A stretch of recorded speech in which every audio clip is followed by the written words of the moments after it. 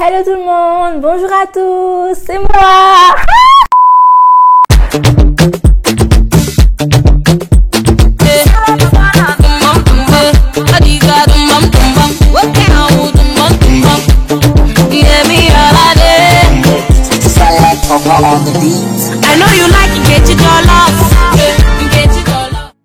Hello tout le monde. Alors bonjour à tous, j'espère que vous allez bien. Moi ça va super. Aujourd'hui on se retrouve pour une nouvelle vidéo où on va parler de story time.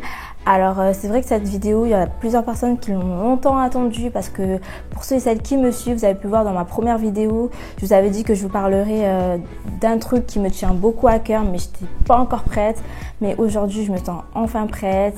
C'est vrai que cette vidéo, elle n'est pas du tout facile à raconter. J'ai vraiment beaucoup pris du temps avant de pouvoir prendre mon courage à deux mains et vous tourner cette vidéo. Donc j'espère que cette vidéo vous plaira. C'est une vidéo qui me tient beaucoup à cœur parce que l'histoire que je vais vous raconter, c'est une vraie histoire, c'est vraiment produit et c'est un truc qui m'a vraiment touchée, qui m'a affectée, qui m'a mis très très mal.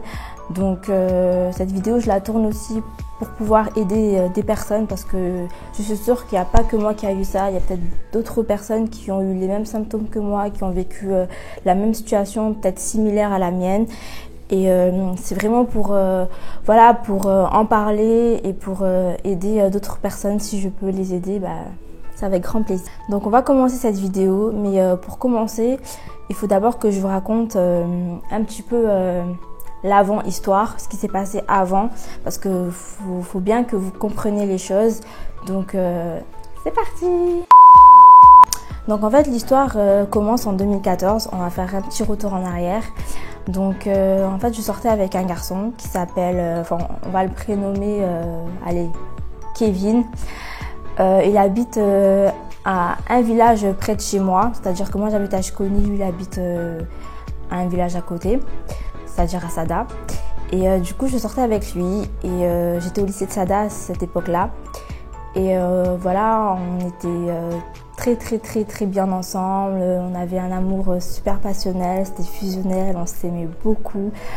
On a vécu 2 ans de relation et franchement les 2 ans de relation c'était super génial. C'est un gars que j'ai beaucoup aimé, il m'a beaucoup aimé ici, enfin c'était vraiment passionnel. Et on séchait même les cours, lui séchait les cours pour venir me voir, moi je séchais les cours pour venir le voir, enfin c'est du n'importe quoi, mais c'était de l'amour. Et en fait ce qui s'est passé c'est qu'on était tellement fusionnels qu'on se voyait tout le temps, on se voyait H24, c'est-à-dire que dès qu'on avait un moment de pause, on le passait ensemble. Et en fait lui, il fumait et il buvait. Et moi avant de le rencontrer, je buvais déjà, mais en fait je suis pas une grande alcoolique en fait. Si vous voulez, je buvais juste avec mes potes, c'est-à-dire pour me mettre dans l'ambiance et tout, mais l'alcool c'est pas trop mon délire, mais c'était juste pour me mettre dans le délire avec mes potes. Parce que je traînais avec des filles qui buvaient. Et du coup, moi je buvais de temps en temps. Et lui il fumait aussi, mais moi la clope par contre c'est un truc que j'ai jamais touché, enfin c'est un truc qui m'avait toujours dégoûté, enfin jamais touché. Et vu que j'étais tout le temps avec lui et on était des fois dans des pièces enfermées avec ses potes où il fumait, ça sentait la clope de partout. Et moi je me suis dit ouais, j'aimerais bien tester la cigarette, tu vois, ça commence toujours comme ça, pourquoi pas. Du coup j'ai demandé de me passer une clope et j'ai commencé à fumer. Mais au début je toussais, j'étais là en train de tousser parce que je savais pas comment on fumait en fait. Du coup je crapotais. Et en fait ça a commencé comme ça. Je vais vous la faire court parce que sinon ça va être trop long. Donc en fait ça a commencé comme ça, il m'a passé une taf, après on s'est revus, 2 tafs, 3 tafs, enfin voilà. Et les tafs se sont succédés. Et du coup, à un moment donné, je suis devenue dépendante. Genre, si j'avais pas de cigarette avec moi, ça allait pas, quoi. À chaque fois que je finissais de manger, il fallait que je fume. Le matin, il fallait que je fume. Au bout d'un moment, la nourriture, je l'avais complètement oubliée. Je ne mangeais plus. Et en fait, ce qui s'est passé à cette période-là, c'est que déjà, j'étais pas bien. Bien avant, en fait, ça faisait déjà... presque, je sais plus si on venait de se mettre ensemble, c'était déjà 1 an de relation. Ouais, on avait déjà vécu 1 an de relation comme ça, tu vois. Et j'avais un peu des problèmes personnels en fait. C'est-à-dire que moi, j'habitais en métropole auparavant, j'ai vécu en métropole, j'ai grandi en métropole, ma mère est en métropole. Et quand je suis arrivée à Mayotte, c'était difficile pour moi de m'intégrer parce que voilà, j'avais pas la même mentalité que les jeunes filles ici à Mayotte. Et voilà, j'ai eu du mal un peu à m'intégrer et tout à la société mahoraise. Et ce qui fait que au bout d'un an, 2 ans, j'ai craqué, j'en pouvais plus, je voulais retourner en métropole. Du coup, j'ai supplié ma mère, je lui ai envoyé des messages tout le temps, je la suppliais parce que voilà, j'étais une lycéenne, j'avais pas de revenus, j'avais que la bourse, mais la bourse c'était quoi? C'était 300 € l'année, c'était R. Et du coup, bah voilà, j'avais pas de revenus, je pouvais pas me payer un billet toute seule. Si c'était moi qui pouvais me payer un billet toute seule, je serais déjà partie depuis très longtemps. Donc je suppliais ma mère pour qu'elle me paye un billet. Ma mère elle voulait pas au départ, mais après quand elle a compris que j'étais pas bien, que voilà, quand elle a compris mon mal-être, elle a finalement décidé de me payer un billet, c'est-à-dire que moi, quand je suis arrivée ici à Mayotte, déjà j'ai galéré parce que j'ai pas de toit. Du coup, j'ai habité chez des tantes, chez ma grand-mère, mais à chaque fois ça allait pas. Du coup, je déménageais, j'allais habiter chez quelqu'un d'autre. Enfin, j'étais une SDF, on va dire. Et moi, j'en pouvais plus. Avec ma grand-mère, ça allait pas. Enfin, il y avait que des conflits avec ma famille et tout. Du coup, j'en pouvais plus. Je voulais rentrer chez ma mère. Du coup, ma mère, elle m'a payé un billet. C'est-à-dire que je suis partie en métropole, c'était mi-juin, juillet 2014. Donc j'ai dû abandonner mon petit copain que j'aimais énormément. C'était très difficile pour moi de le quitter parce que voilà, on était fous amoureux. Donc voilà, j'ai pris mon billet, ma mère elle m'a payé mon billet, je suis partie en métropole. Voilà, je suis partie en métropole et tout. Et quand je suis partie d'ici, j'avais des clopes, j'avais un paquet de cigarettes. Donc au départ, c'était nouveau pour ma mère parce que je suis partie de là-bas, je ne fumais pas et je reviens là-bas avec une dépendance. Donc c'était compliqué pour elle d'apprendre que je fumais et tout. Mais après, au fur et à mesure du temps, bah, elle n'a pas vraiment assimilé la chose, mais elle a essayé de faire avec parce qu'elle ne pouvait pas faire autrement de toute manière. Et il fallait que j'aille en terminale en fait, c'est-à-dire que voilà, j'avais une affectation pour aller en terminale et je voulais faire ma terminale en métropole, mais j'avais pas encore trouvé de lycée.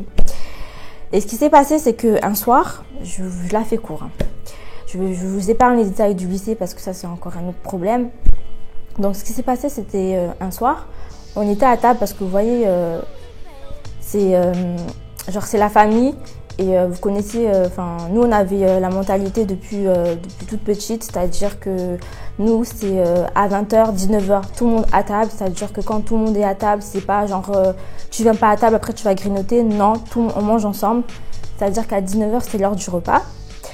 Et donc voilà, on devait manger et tout, et après manger, j'avais envie de fumer. Et ce qui s'est passé, c'est que à ce moment-là, j'avais plus de cigarettes. J'avais plus de cigarettes. C'était chaud. Hein. Et en fait, la veille, j'avais fumé. J'en avais encore une, j'avais fumé.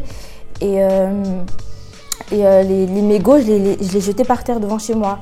Et en fait, ce qui s'est passé, c'est que ce soir-là, même les mégots que j'avais, jetés dehors, ils étaient déjà, il restait plus rien parce qu'à chaque fois, je fumais en fait les mégots qui restaient. Quand j'étais en manque, je fumais les mégots qui restaient devant chez moi. Tellement j'étais en manque. Et ce soir-là, j'avais pas d'argent, les magasins ils étaient fermés. Je pensais trouver des mégots devant, il n'y en avait pas du tout, c'était mort, il n'y avait rien à fumer. Et là, putain de merde, j'étais vraiment pas bien. Je suis sortie de chez moi, je suis partie voir, parce que devant chez moi il y avait une salle de gym. Et normalement il y a des jeunes qui traînent là, ils parlent, ils discutent entre eux et ils fument et tout. Mais ce soir-là c'était mort, il n'y avait personne et tout. Putain. Du coup, qu'est-ce que j'ai fait? Je suis partie dans mon ancien quartier, qui est à 15-20 minutes de chez moi. Du coup, c'était le soir, il faisait un peu frais. Ça va, il faisait pas trop froid, mais il faisait un peu frais. Et du coup, j'ai marché jusqu'à mon ancien quartier pour espérer trouver des jeunes qui fumaient. Et là, je suis arrivée à côté du bureau de tabac. Pour ceux et celles qui me connaissent, c'est le Béarn, là où j'habitais avant.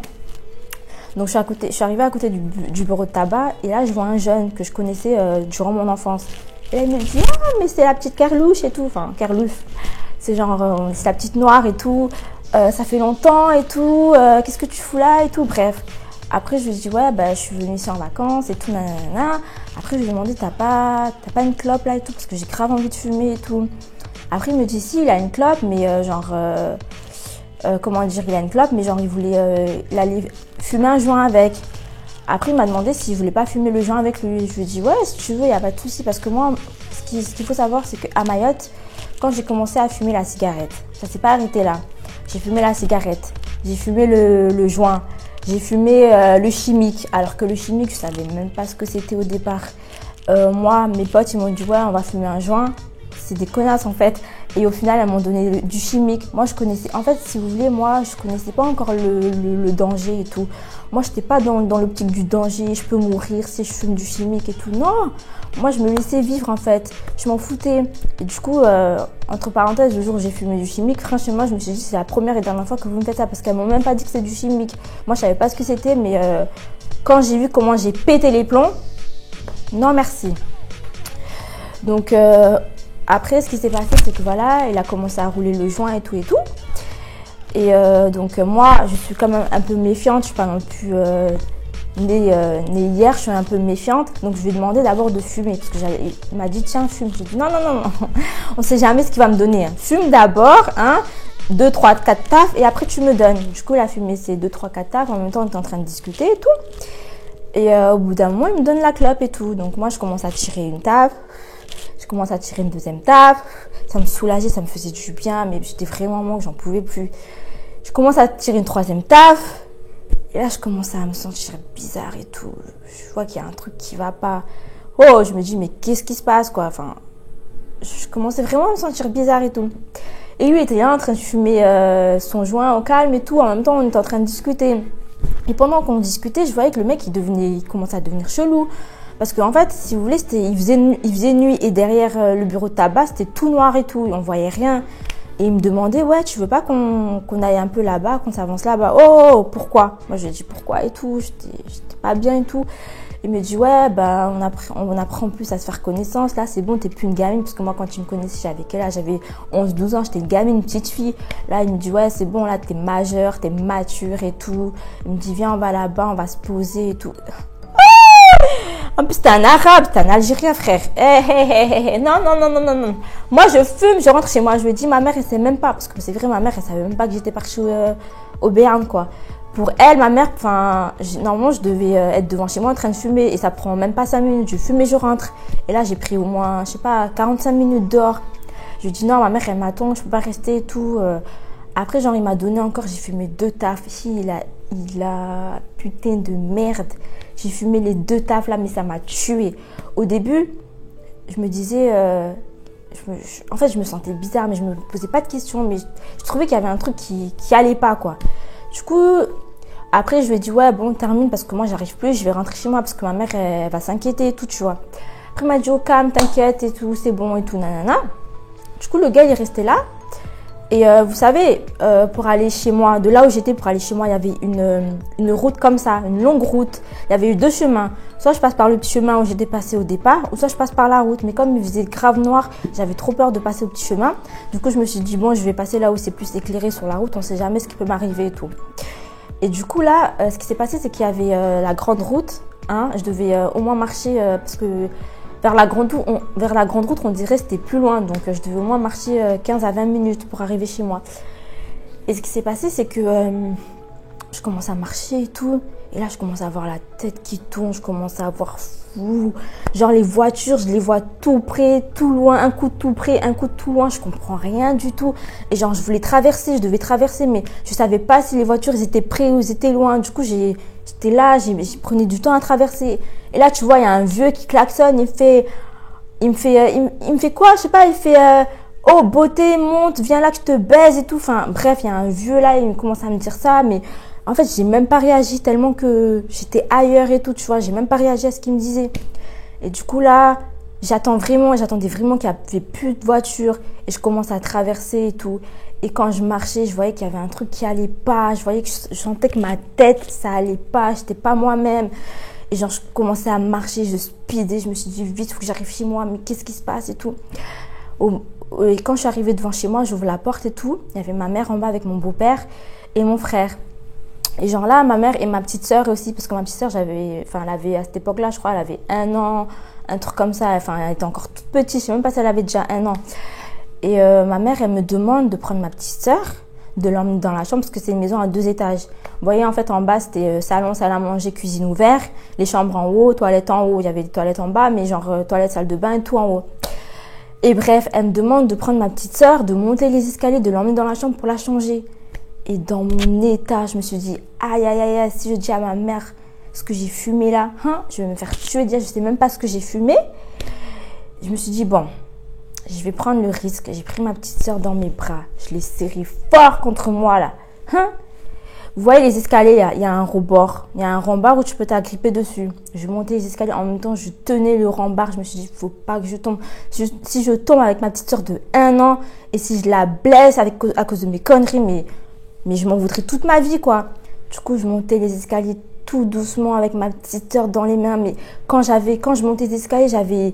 Genre en fait, les effets, ils étaient en train de vraiment monter. Je commençais à avoir des réactions agressives et tout. Du coup, j'ai réussi quand même à porter ma petite sœur hors danger. C'est heureusement, alhamdoulilah, que tout s'est bien passé pendant cette montée. Donc, je l'ai posée dans la chambre de mes parents, enfin de ma mère.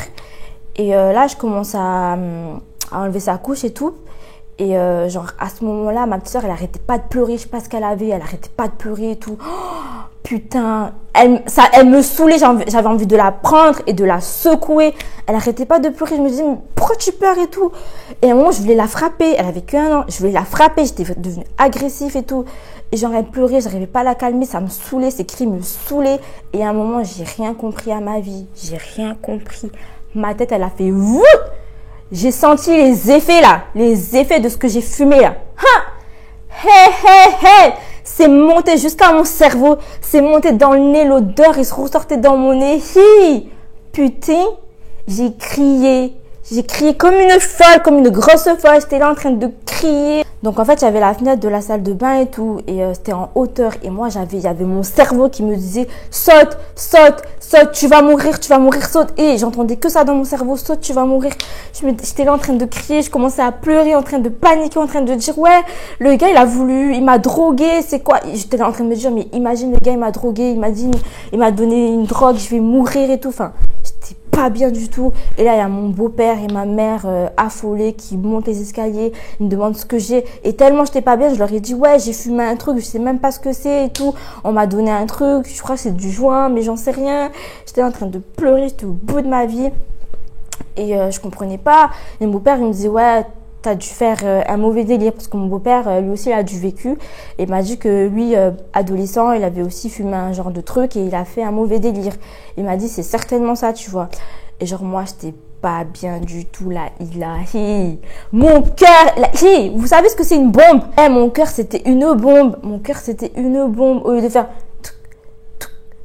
Mon cœur faisait... Boum, boum, boum, boum, boum, boum, boum. J'ai cru que mon cœur, il allait sortir de ma poitrine tellement j'avais mal. Les effets, ils remontaient dans mon cerveau. Mon cœur, il battait à 1000 à l'heure. Je tremblais. Et j'étais vraiment mal, la vie, j'étais vraiment mal. Je me suis dit, ouais, c'est bon. C'est la fin de ma vie. Je vais mourir là, comme ça. Je vais mourir là, comme ça. Là, j'ai rien accompli. J'ai même pas d'enfant. J'ai pas de descendants. J'ai rien. Je vais crever là, je vais crever parce que j'ai fumé un truc. Et genre, j'étais pas bien. Après, mon beau-père, il m'a pris et il m'a ramené en bas. Ma mère, elle était en colère. Mais genre, ma mère, limite, elle avait envie de... Si elle pouvait me tuer elle-même, avec ses propres mains, elle l'aurait fait. Ma mère, elle était pas bien. Mon beau-père, au moins, était plus compréhensible. Du coup, on est descendu en bas et tout, au salon. Et mon beau-père, il essayait de m'apaiser avec des mots plus tendres. Et ma mère, elle parlait pas, elle disait rien. Elle était glaciale. Et genre, parce que voilà, j'avais supplié ma mère de revenir en métropole. Et là, elle voit que voilà, sa fille, au lieu d'avancer, bah, au contraire, elle continue ses conneries depuis comme l'enfance. Et du coup, bah voilà, ça allait pas du tout à ce moment-là. Et il faut savoir qu'à cette époque-là, j'avais pas la sécurité sociale. En fait, j'ai dû changer de nom de famille parce que mon père, je suis sensible, mon père biologique, il m'a jamais reconnue. Du coup, aux yeux de la loi, j'étais obligée de changer de nom de famille. Et eux, à Mayotte, ils m'ont mis de sexe masculin au lieu de mettre sexe féminin sur mon extrait de naissance. Et du coup, il fallait que ça change pour avoir une sécurité sociale. Et vous savez très bien qu'à Mayotte, tout ce qu'on fait, tout ce qui est administratif, ça traîne. Et du coup, j'avais pas encore eu de sécurité sociale parce que mon extrait n'a pas été changé. Et du coup, j'avais pas de sécu. J'étais en métropole sans sécu. Et là, je suppliais ma mère pour qu'elle m'emmène à l'hôpital parce que pour moi, j'allais mourir, j'étais pas bien, j'étais au bout de ma vie. Ma mère, elle voulait pas parce que déjà financièrement, ça allait pas trop non plus. Et voilà, ça allait pas trop non plus. Et en plus, voilà, il faut savoir qu'en métropole, c'est pas comme à Mayotte. Tout se paye là-bas, tu vas à l'hôpital, tu payes et tout. Et moi, bah, lycéenne, j'ai pas de thune sur moi. Donc il y a que mes parents qui peuvent voilà, assurer quoi. Et ce qui s'est passé, c'est que ma mère, elle voulait pas. Et quand je voyais que ma mère, elle voulait pas, que j'étais en train de souffrir, je demande d'aller à l'hôpital, elle me refuse. J'étais pas bien du tout. Et je commençais à péter encore une autre crise et tout. J'étais pas bien, je pleurais. Déjà, j'avais mal, j'étais en souffrance. Je suppliais ma mère. Je me suis mis à genoux devant ma mère. Je l'ai supplié. Maman, je t'en supplie, je suis pas bien, je me sens pas bien, je vais mourir. Et je vous jure, j'étais vraiment pas bien. J'étais là, maman, je t'en supplie, emmène-moi à l'hôpital, ça va pas. Mon cœur, j'ai jamais ressenti une douleur aussi forte en fait. J'étais vraiment pas bien. Et vraiment, c'est ça qui a déclenché le côté sensible et la peur en moi, en fait. Et je supplie ma mère, putain, je la supplie, elle voulait pas. Après, au final, quand elle a vu que j'insistais et que vraiment, ça allait pas, finalement, mon beau-père et ma mère, ils ont pris la voiture et je suis montée dans la voiture et on est parti à l'hôpital, direction de l'hôpital. Mais ce qui s'est passé, c'est que dès qu'on est sorti de la voiture, en fait, eux, ils ont pris une veste, ils avaient froid et tout. Mais en fait, je sais plus si c'était je pense que c'était en décembre. Enfin, non, c'était pas en décembre, mais je pense que ça s'est produit, c'était en octobre, septembre. En fait, il faisait déjà froid. Parce que je suis arrivée, c'était en mois de juillet, mais ça, c'était pas arrivé au mois de juillet, en fait.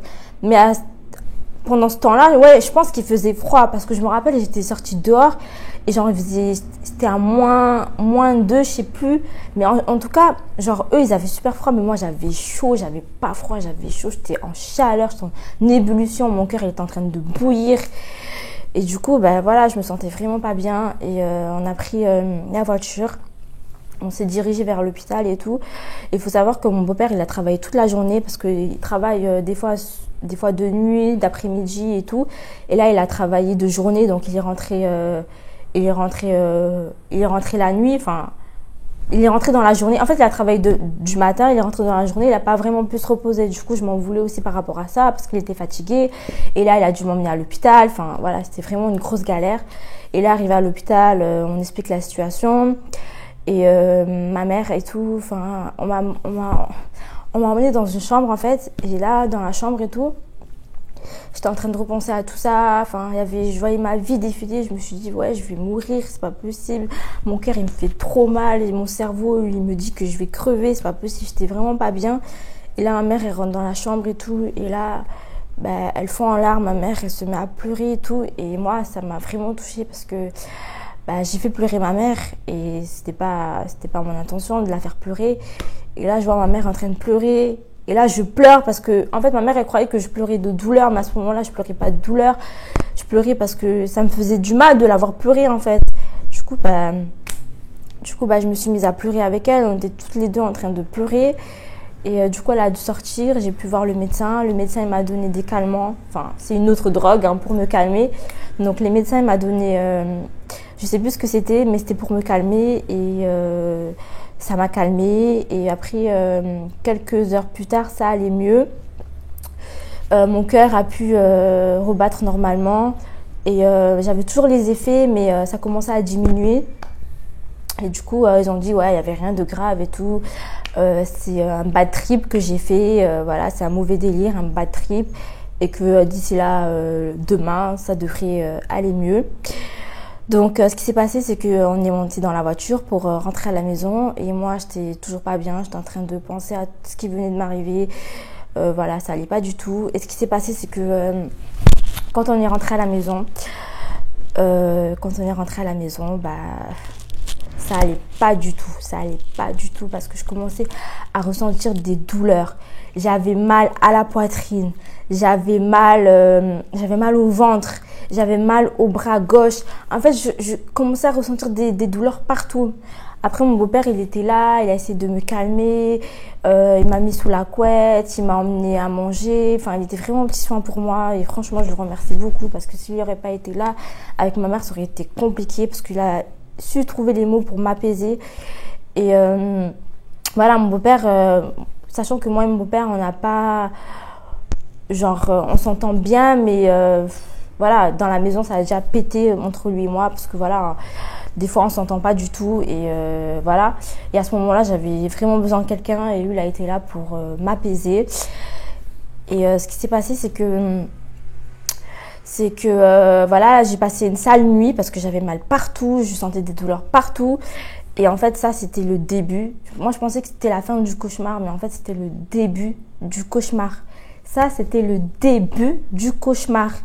Je suis passée d'une Inès super joyeuse, qui kiffe sa vie, qui n'a peur de rien, courageuse, qui sort même à 3h du matin, 4h du matin. Le soir, elle a peur de rien, elle n'a pas peur qu'on vienne la tuer, rien du tout. À une Inès qui a peur de tout, qui a peur de dormir toute seule, qui a peur de sortir toute seule, qui a peur du noir, qui a peur de... Voilà, d'une Inès angoissée. Alors là, le lendemain, j'avais des douleurs partout. J'avais la poitrine qui me resserrait. J'avais mal au sein. Je suis partie voir le médecin. Il m'a dit que je pensais que j'avais une tumeur. En fait, si vous voulez, je suis devenue hypochondriaque. Le médecin me disait que voilà, j'étais atteinte d'hypochondriaque, c'est-à-dire que en fait, à chaque fois que j'avais une maladie, je pensais qu'elle était grave alors que pas du tout. Et ce qui s'est passé, c'est que voilà, plus les jours passèrent, plus j'avais d'autres symptômes. En fait, chaque jour, j'avais mal quelque part et ma mère, elle croyait que je faisais exprès, mais non, je faisais pas exprès. C'était vraiment des symptômes et des douleurs que je ressentais au plus profond de mon cœur et j'en pouvais plus. J'avais besoin d'aller voir un médecin. De faire des analyses parce que pour moi j'étais vraiment malade, j'avais un truc qui n'allait pas dans le corps, qui n'allait pas et il fallait que j'aille me faire soigner et pour moi je pouvais plus rester en métropole, il fallait que je retourne à Mayotte. En plus de ça, mon petit copain il me manquait, on passait des heures et des heures au téléphone, je racontais mon histoire mais ça allait pas du tout entre nous aussi parce que dès que j'étais partie, en fait il sortait, avant de sortir avec moi, il sortait avec quelqu'un. Il a quitté cette personne pour se mettre en couple avec moi. Et dès que je suis partie en métropole, je voyais des photos sur Facebook diffusées défilées entre eux deux. Des photos où ils étaient collés serrés. Et moi, ça me faisait super de la peine, ça me faisait super mal au cœur. Surtout que j'avais besoin de mon petit copain à ce moment-là. Et lui, je voyais qu'il préférait s'enlacer avec son ex. Enfin, ça me faisait trop mal. Et du coup, je suis tombée dans une grosse déprime. J'avais plus envie de rien, je ne mangeais plus, j'étais enfermée dans ma chambre tout le temps, je descendais plus en bas, je dormais tout le temps, enfin c'était vraiment horrible, j'étais vraiment pas bien, j'avais des douleurs partout, mon copain il m'appelait pas, c'était horrible pour moi et avec ma mère ça allait pas, on s'entendait pas du tout parce qu'en fait mon beau-père il me comprenait, on va dire, et j'avais besoin de me confier à lui et je sais pas, ma mère elle aimait pas trop que, je sais pas, mais moi c'est ce que j'ai vu, ce que je voyais, ce que je ressentais, ça l'a dérangé que mon beau-père il se mettait un peu dans mon sens et du coup ça a créé des conflits entre mon beau-père et ma mère et ça fait que moi j'étais la cause de leur dispute et je me sentais pas aimée, je me sentais pas comprise, je me sentais pas bien. Et la solution, c'était que je retourne à Mayotte parce qu'avec ma mère, ça allait pas du tout. Du coup, c'était mon beau-père qui m'a payé le billet du retour.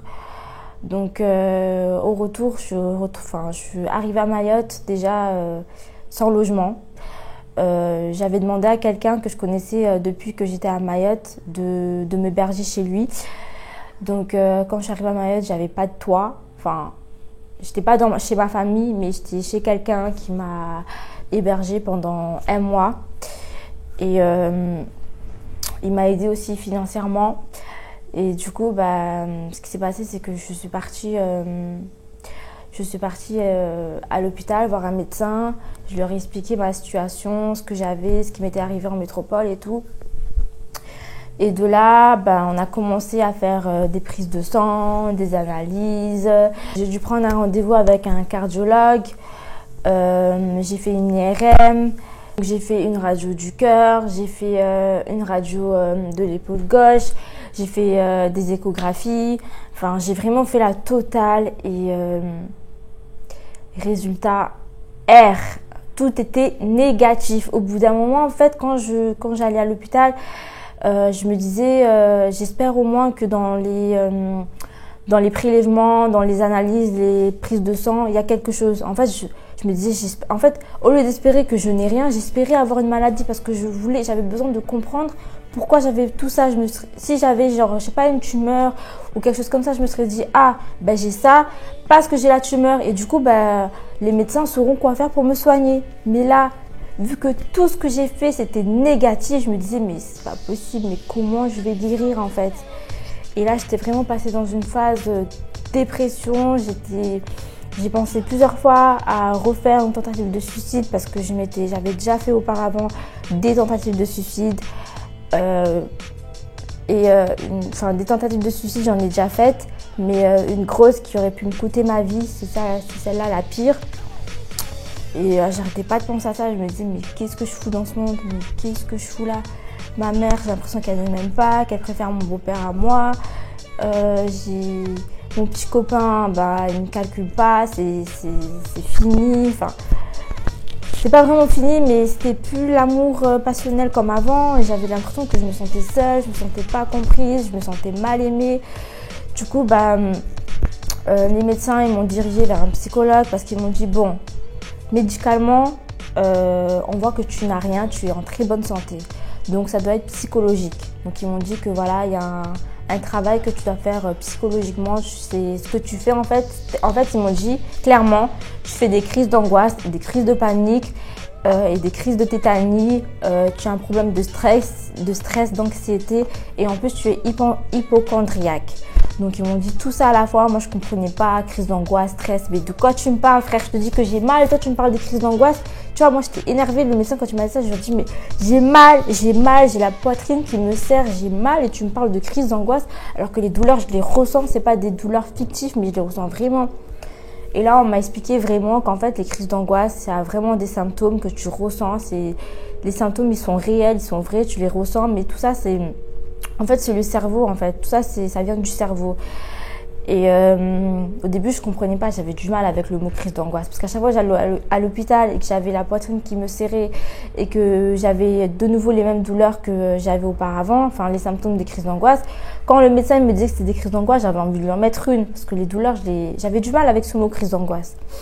Mais aujourd'hui, je me suis renseignée un peu plus là-dessus et au fur et à mesure du temps, j'ai accepté petit à petit que je faisais des crises d'angoisse et des crises de panique. Et en fait, ce qui s'est passé, c'est que j'ai pas guéri comme ça. J'ai pas du tout guéri comme ça. En fait, les crises, moi, je pensais que le bad trip que j'avais fait, c'était ma plus grosse crise, mais pas du tout. Plus les jours passèrent, plus je faisais d'autres crises. Et il y a un jour, j'ai fait vraiment une très, très, très grosse crise. J'ai fini à l'hôpital. Et ce jour-là, je n'arrivais plus à respirer. En fait, j'étais tellement angoissée que au bout d'un moment, eh ben, c'était plus psychologique, c'était vraiment le corps qui avait pris le dessus. C'est-à-dire que ce jour-là, bah, j'arrivais plus à respirer du tout. Du coup, il y avait les pompiers qui sont arrivés, les médecins. En fait, je savais plus comment respirer. J'arrivais plus à respirer. Et du coup, je suis partie à l'hôpital. On m'a mis une espèce de masque là pour respirer. Enfin, c'était du n'importe quoi. Et il y avait d'autres personnes. Quand les policiers, parce qu'il y avait les policiers, les pompiers, les ambulanciers qui sont venus, parce que c'était à Mtsapéré. J'étais à Mtsapéré quand ça s'est produit, c'était en plus dans un endroit public. Et il y avait des policiers qui étaient arrivés et ils disaient que voilà, genre, j'étais atteinte de djinn. Ils disaient que voilà, j'étais pas malade, mais c'était les madjinns. Et quand ils me disaient que c'était les madjinns, déjà, je me sens pas bien, tu me parles de djinn, mais le policier, j'avais envie de l'en foutre une déjà. Mais par contre, ce policier-là n'avait pas totalement tort.